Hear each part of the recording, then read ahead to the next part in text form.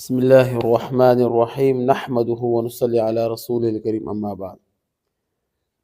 ازواج مطہرات کے بیان میں ٹھیک ہے، یعنی آپ صلی اللہ علیہ وسلم کی جو ازواج تھے اس کے بیان میں. ٹھیک ہے، آپ صلی اللہ علیہ وآلہ وسلم نے سب سے پہلے حضرت خدیجہ رضی اللہ تعالی عنہ بنت خویلد سے عقد فرمایا، یعنی نکاح فرمایا. دوسرا حضرت سودا بنت زمعہ رضی اللہ، یہ ہمارے سب مائیں ہیں، یہ ہماری مائیں ہیں. ٹھیک ہے، النبی اولا بالمؤمنین وازواجہ امہاتہم، کہ آپ صلی اللہ علیہ وسلم کی جو بیوی ہے وہ ہمارے کیا ہیں؟ مائیں ہیں. قرآن سے ثابت ہے. ٹھیک ہے، دوسرا حضرت سودا بنت زمعہ رضی اللہ تعالی عنہ سے، اور وہ حضرت صلی اللہ علیہ وسلم کے پاس ہی بوڑھی ہو گئی. آپ صلی اللہ علیہ وسلم چاہ کہ ان کو طلاق دے، لیکن انہوں نے فرمایا کہ میرا عرض ہے کہ میں آپ کے ازواج میں اٹھائے جاؤں اور مجھ کو مرد کی کوئی ضرورت باقی نہیں رہی. انہوں نے اپنی نوبت حضرت عائشہ صدیقہ رضی اللہ تعالیٰ عنہ کو دے دی. تیسرا حضرت عائشہ صدیقہ رضی اللہ تعالیٰ عنہ سے 6 سال کی عمر میں مکہ مکرمہ میں ہجرت سے 2 سال قبل، اور ایک قول کے مطابق ہجرت سے 3 سال قبل ماہ شوال مکرم میں، اور آپ کو مدینہ طیبہ میں ہم بستر سے سرفراز فرمایا. اور جس وقت ان کی عمر 18 سال کی ہوئی، آپ صلی اللہ علیہ وسلم نے وفات پائی. حضرت عائشہ رضی اللہ تعالیٰ عنہ کا انتقال 17 رمضان المبارک 58 ہجری ہوا، اور وہ جنت البقیع میں مدفون ہوئی. آپ صلی اللہ علیہ وسلم نے سوائے حضرت عائشہ رضی اللہ تعالیٰ عنہ کہ کسی دوشیزہ سے عقد نہیں فرمایا. اس کا مطلب یہ ہے کہ آپ صلی اللہ علیہ وسلم جتنے بھی عورتوں سے نکاح فرمایا وہ سب کیا تھی؟ اس کا پہلا خاوند تھا، یا پہلا خاوند فوت ہو گیا، اس کو طلاق دی. یعنی آپ صلی اللہ علیہ وسلم بیوہ عورتوں سے نکاح فرمایا. آج کل ہمارے معاشرے میں یہ کہتے ہیں کہ بری بات، نہ یہ سنت ہے. جس عورت کے خاوند فوت اس کو کوئی نکاح نہیں کرتے، جس کو کوئی طلاق دے کوئی نکاح نہیں کرتا. حالانکہ آپ صلی اللہ علیہ وسلم جتنے بھی عورتوں سے نکاح فرمایا یا تو طلاق یافتہ تھی یا اس کا خاوند فوت ہو چکا تھا. صرف عائشہ صدیقہ رضی اللہ تعالیٰ ایسے خاتون تھی کہ وہ طلاق یافتہ بھی نہیں تھے، اس کا خاوند بھی فوت تھی، تو اس کو ہم دوشیزہ کہتے ہیں. باقی سب جو ہے نا، سب جو عورتیں تھیں نا 10 آپ کی جو ازواج تھی، وہ سب یا تو اس کا خاوند فوت ہو چکا تھا، یا کیا تھا؟ بیوہ تھی. ٹھیک ہے، یا تو کسی طلاق یافتہ تھی. یہ سنت ہے. ٹھیک ہے، آج کل ہمارے معاشرے میں عورتیں ہوتے ہیں نا، کوئی طلاق یافتہ ہو، کوئی طلاق اس سے نکاح نہیں کرتا.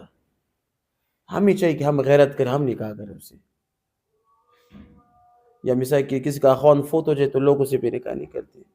وہ بھی عورت ہے، ٹھیک ہے، اس کی بھی احساسات ہے، اس کی قدر کرنی چاہیے. ٹھیک ہے نا، اپنے پشت و اپنے غیرت کو نہ دے گے بلکہ شریعت و اسلام کو دے گے. ٹھیک ہے. چوتھے نمبر پر حضرت حفصہ بنت حضرت عمر فاروق رضی اللہ تعالی عنہ سے عقد فرمایا. عقد کا مطلب کیا ہے؟ نکاح فرمایا. روایت ہے کہ آپ صلی اللہ علیہ وسلم ان کو طلاق دی.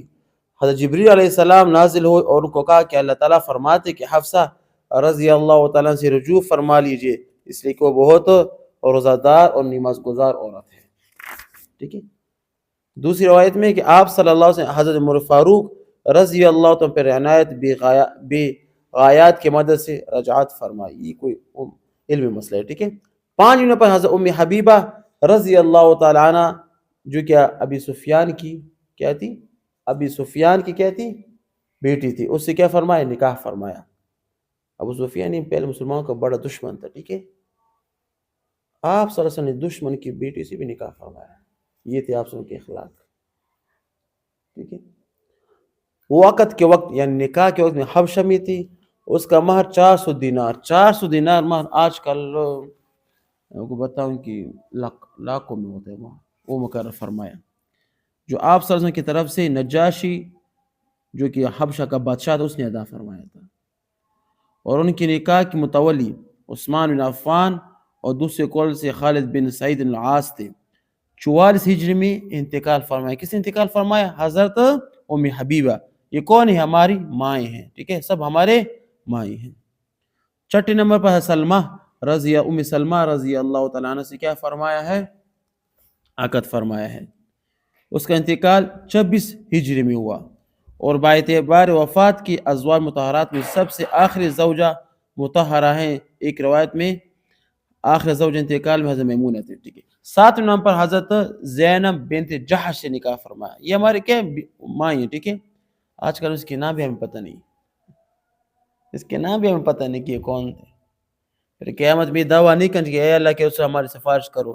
جب آپ کو اپنے ماؤں کے نام بھی پتہ نہ ہو تو پھر سفارش کے کس طرح حقدار بنیں گے؟ اس کو یاد کرنا چاہیے، اس کی سیرت کو دیکھنا چاہیے. ٹھیک ہے نا.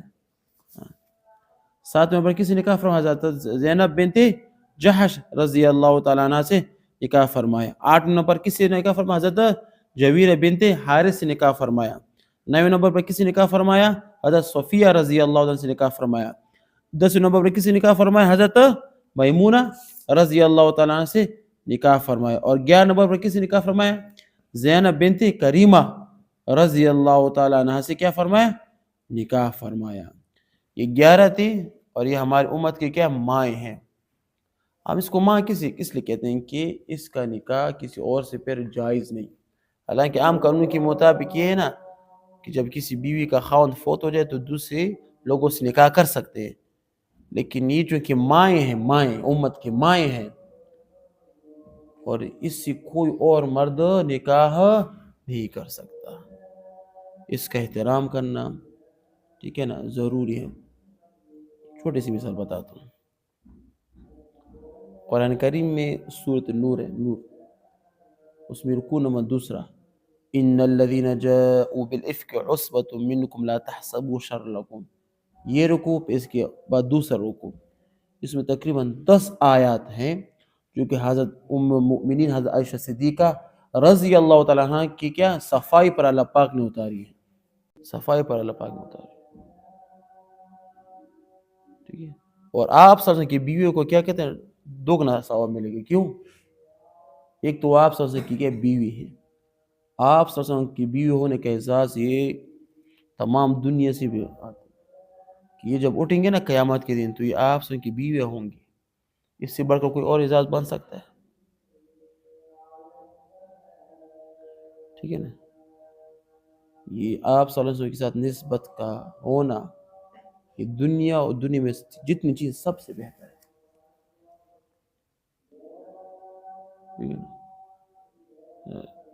پہلے زمانے میں ایک واقعہ آتا ہے نا کہ پہلے زمانے میں ایسے ہوتا تھا کہ وہاں پر تو باتھ روم نہیں تھے نا، واش روم. تو رات کو مثال جب پیشاب کی نوبت آتی تو لوگ ایک بالٹی سے رکھتے تھے، اس میں پیشاب کرتے تھے. ٹھیک ہے نا. پہلے زمانے میں کیونکہ وہاں تو باتھ روم لوگ باہر صحراؤں میں جاتے تھے، جیسے ہمارے آج کل گاؤں میں ہوتے ہیں نا، لوگ صحراؤں میں جاتے ہیں، باہر کھیت میں جاتے کرنے کی. یہ ہر جگہ ہوتے ہیں. آج کل تو واش روم ہے نا، پہلے زمانے میں یہ نہیں تھے. تو جہاں پر علاقہ خطرناک ہو تو وہاں پر کیا ایک ڈبہ سر کے وہاں پر پیشاب کرتے تھے. آپ صلی اللہ علیہ وسلم کی بھی عادت تھی کہ جب آپ پیشاب مبارک فرماتے نا، بول مبارک، تو وہاں پر کچھ چیز ہوتی تھی. ایک مرتبہ آپ صلی اللہ علیہ وسلم رات کے وقت اگر آپ کو حاجت پیش ہے تو آپ نے پیشاب مبارک ایک مٹکا سوگس میں فرما دیا. صبح کو ایک خادمہ آئی، ٹھیک ہے، اس کا نام اسے بھول گیا. اس نے کیا کہ یہ پانی اس کو پی لیا. اس نے کیا کہ یہ پانی ہوگا نا، اس نے اس کو پی لیا. جب آپ سے سمائے کہتے ہیں کہ کہاں پر ہے، کہتے ہیں تو میں نے پی لیا. تو آپ سے کیا فرمایا کہ تم پر جہنم حرام ہے، کہ جس بدن میں میرے جسم سے کوئی بھی ایک ٹکڑا بھی چلا جائے نا اس پر جہنم حرام ہے. کیونکہ میرے بدن پر بھی جہنم حرام ہے، تجھ پر بھی جہنم حرام. صرف پیشاب مبارک کے پینے سے، وہ بھی غلطی سے پی لیا، اس کو کیا بشارت ملی کہ تم پر جہنم حرام ہو گئے. یہ ہے نسبت، یہ ہے نسبت. تو جو بیویاں ہیں آپ صلی اللہ علیہ وسلم کی، وہ تو صبح شام آپ سے کی خدمت کیا کرتے تھے. اس کو مثال کے کھانا لے آنا، مثال کے طور پر بستر سنبھالنا. یہ ان کی بیوی کی اتنی غیرت تھی نا. یہ جو ابھی آیا نا کہ یہ جو ابھی سفیان کی جو بیٹی تھی جو آپ صلی اللہ علیہ وسلم کی کیا تھی بیوی تھی، یہ اس ٹائم آپ صلی اللہ علیہ وسلم کی بڑا دشمن تھا. آپ صلی اللہ علیہ وسلم کا بڑا دشمن تھا. ٹھیک ہے. اس ٹائم وہ کافر تھا، وہ مکے میں رہتا تھا. سفیان کہاں پر رہتا؟ مکے میں. اور اس کی بیوی تھی نا، اس کی جو بیٹی تھی، اس کا نام مجھے بھول گیا کیا نام تھا اس کا، وہ آپ صلی اللہ علیہ وسلم کی بیوی تھی. ٹھیک ہے. کچھ مذاکرات کے لیے وہ ابو سفیان مکے سے آیا مدینے، آپ صلی اللہ علیہ وسلم کے لیے مذاکرات کے لیے آیا. چونکہ اس کا نام مجھے بھول گیا، کیا نام تھا، ہاں، ام حبیبہ، یہ ابو سفیان کی بیٹی تھی، یہ مدینہ میں رہتی تھی آپ کی خدمت میں، اس کی بیوی تھی نا۔ ابو سفیان اس ٹائم مکہ میں رہتے تھے، کافر تھے، کسی مذاکرات کے لیے وہ کیا مکہ سے کیا ہے مدینہ آیا، کہتے کہ چلو آپ سے بات بھی ہو جائے، اپنی بیٹی سے مل بھی جاؤں، تو بیٹی کی گھر آیا، بیٹی کا نام کیا تھا، ام حبیبہ رضی اللہ تعالیٰ عنہ۔ کہتے ہیں کہ تاریخ میں آتے ہیں کہ جس پلنگ پر آپ صلی اللہ علیہ وسلم سوتے تھے وہ وہاں پر بیٹھ گیا ابو سفیان، یہ تو کافر تھا نا، اس کی بیٹی نے کہا اٹھ یہاں سے اٹھ، اس کی بیٹی ابو سفیان سردار تھا، ملک تھا، اٹھ یہاں سے اٹھ، تو پلیت ہے، یہ جگہ پاک ہے، یہ آپ صلی اللہ علیہ وسلم کی جگہ، یہاں پر آپ نے بیٹھنا نہیں ہے۔ اس کو آنسی پہ اٹھایا، دوسری جگہ بیٹھا ہے۔ کہتے اس کی بیوی اتنی غیرت کرتی تھی کہ اپنی جگہ پر بھی آپ صلی اللہ علیہ وسلم کی جگہ پر پہ اپنے باپ جو کہ سردار اس کو بھی نہیں بٹھایا، کیونکہ وہ اس کے ازواج مطہرات کا مقام اوپر ہے، انہوں نے غیرت کی ہے، ٹھیک ہے نا۔ آپ صلی اللہ علیہ وسلم کی زندگی پر اگر آپ تھوڑی سی بھی نظر ڈالیں نا تو صحابہ کرام سب نے غیرت کی ہے، غیرت کیا کہ اپنا گھر چھوڑ دیا، ازواج مطہرات تمام زندگی آپ صلی اللہ علیہ وسلم کی خدمت میں حاضر ہوئی۔ اس سے بڑھ کر اور کیا بڑا مقام ہو سکتا ہے کہ جس جگہ آپ صلی اللہ علیہ وسلم انتقال فرمائے ہو، ام المؤمنین حضرت عائشہ صدیقہ رضی اللہ عنہ کا کیا تھا، حجر مبارک تھا، وہاں پر آپ صلی اللہ علیہ وسلم انتقال فرمایا، وہاں پر آپ دفن ہیں، مدفون ہیں، ابھی تک اس کا حجر، ابھی اس کی دیوار ابھی تک قائم ہے۔ آپ صلی اللہ علیہ وسلم کی جہاں پر آپ مدفون ہیں نا، وہاں پر ابوبکر صدیق بھی ہے، عمر فاروق بھی ہے، کہتے ہیں کہ جو کچے دیوار ہیں وہ ابھی تک اسی طرح صحیح سلامت ہے۔ اس سے بڑھ کر کوئی اور بڑا اعزاز ہو سکتا ہے؟ تو ہمیں چاہیے کہ ہم اپنے ماؤں کی، ازواج مطہرات کی عزت کریں، ان کے نام پر غیرت کریں، جہاں پر جو بھی اس کی گستاخی کرے اس کو صحیح جواب دے، چپ نہ اپنے نہ چپ ہونا ہے اور نہ بیٹھنا ہے، جو بھی صحابہ کرام کو مثال گستاخی کرے اس کو صحیح جواب آپ نے دینا ہے، یہ ایمان کا تقاضا ہے، یہ ہماری غیرت ہے، کریں گے انشاءاللہ نا۔ وآخر دعوانا ان الحمدللہ رب العالمین۔